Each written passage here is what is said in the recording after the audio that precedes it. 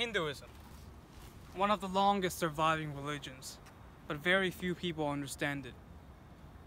But what is Hinduism and where does it come from? Well, it all began with the Aryans from thousands of years ago when they conquered the Indus Valley civilization. It wouldn't be the last time that Aryans would come and take the land away from Indians. But the religions of the Indus and the Aryans fused into what is now called Hinduism. Hinduism was one of the first polytheistic religions, believing in multiple gods. Some Hindus, however, believed in monotheism, that all the different gods were a different flavor of one god, Brahma the creator. The main branches of Hinduism are Vaishnavism, Shaivism, Shaktism, and Smartism. Vaishnavism worships Vishnu, Shaivism worships Shiva, Shaktism worships Shakti, and Smartism treats all deities equally. So Hinduism is a very individual religion.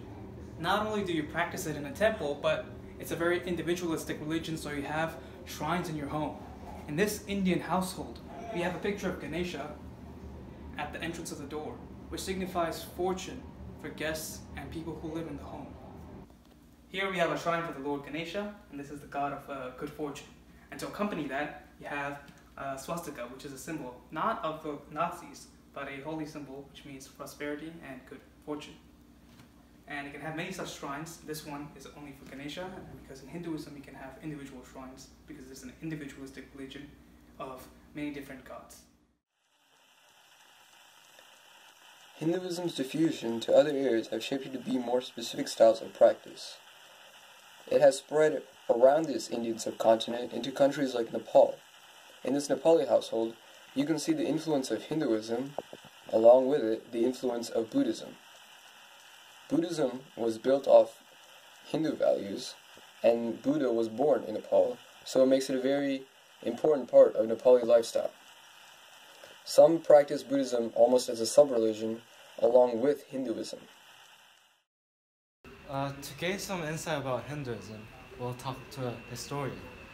Could you talk about the Hare Krishnas and your experience with them? Okay, so back in the 1970s, Hinduism had this widespread appeal beyond just South Asia, especially with new immigrants coming into Europe from South Asia and into the United States, but even more so because many pop figures like the Beatles and the Rolling Stones too went to India to experience various mystical experiences on various Hindu ashrams and that kind of, and this became a kind of popular movement, and a lot of Western youth suddenly became interested in Hinduism, and they developed a group within the West, in Europe and the United States, young people who joined a group called Hare Krishna, which means Hail Krishna. Why was Buddhism but not Hinduism able to be diffused so far? Okay, so Hinduism, the other thing about Hinduism we need to remember is Hinduism is just a Western umbrella term for what are thousands of different types of religious experience. I mean, part of Hinduism, again, we're using this general term, part of Hinduism is the caste system. And another part of Hinduism is to have the correct relationship with the gods. And the right code of conduct that one would behave in one's life was depending on one's caste. So if you were a Brahmin, you would be expected to behave a certain way without getting into a lot of detail. So to gain the correct relationship with God and to gain some kind of position either in this life or in the next life, then one needed to obey according to one's caste. But again, historically, by the 5th century BCE, you have the revival of cities. You have people moving into these large populations out of villages. Now in the village, it was fairly easy to tell which caste was which caste, and you knew how to behave. But in the city, you didn't know. But what Buddhism provided was a universal code. Buddhism, the Buddha rejected the idea of caste. He said caste is an illusion. But right conduct, if you want to achieve enlightenment, you have to behave according to right conduct. But that's right conduct for everybody. There's not this is the right conduct for you and this is the right conduct. This is one universal right conduct. So in that way, it was accessible to a lot more people than caste system was. We learn about the history behind Hinduism from Mr. McCaslin. Now, let's find out what practitioners of the Hindu religion have to say about how one must fulfill their dharma as a Hindu. Hindu क्या करना चाहिए? Hindu religion मानना चाहिए. जो हिंदू का culture है वो culture उनको फॉलो करना है ये उनका संदान नहीं करना है पिताजी माताजी को सुबह उठ के नमस्कार करना ये सब कल्चर था हिंदू का वो कल्चर मानना चाहिए फिर बात नहाए के आपका इष्ट देव का पूजा थोड़ा पूजा करके अन्न करके किसी इष्ट देव का जप करके फिर तो काम में जाना है What do people think is wrong?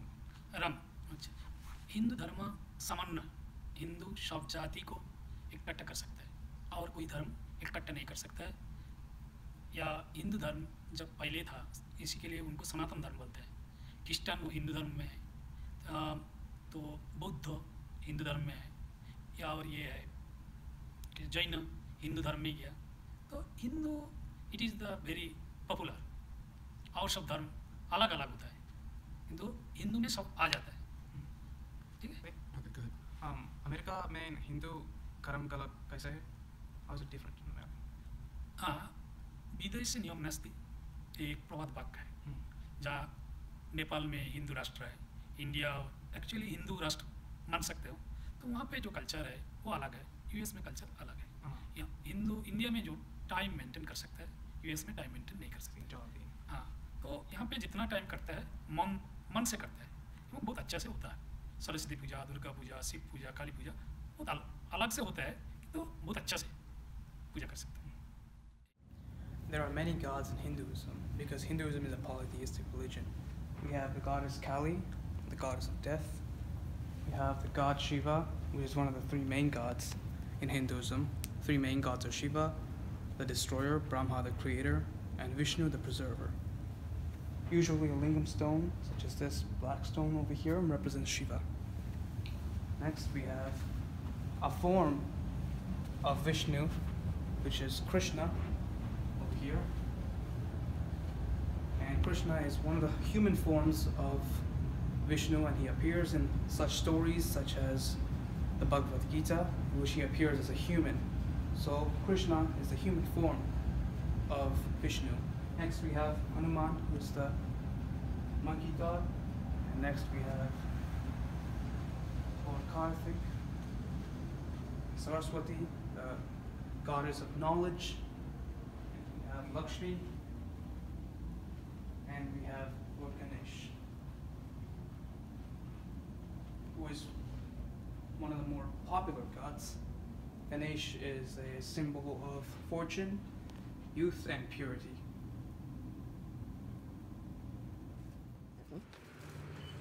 Now let's take a break here and experience some nice Indian food.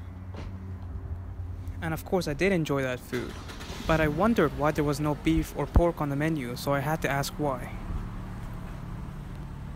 So in India we have a lot of food like chicken biryani and all those, but why is the reason why we don't eat you don't eat the pork and beef? Yeah, in India, the Hinduism is we don't eat pork and beef. Yeah. The beef is means cows. Yeah. Cows is we pray like God. Yeah. That's why we did not eat. Yeah. In beef also, beef in previously banned in our India. Beef, totally beef banned. Yeah. But now, In our country. is it banned today as well? No, after last 6 months back, I think. Today there are about 1.1 billion people who are Hindu. The top three major Hindu countries are India, Nepal, and Mauritius. Some examples of holy places are Ganges, Gangotri, and Varanasi. The way Hinduism is practiced reflects diversity of ideas and concepts. Okay, what do you call a hot Indian? What? Bombay.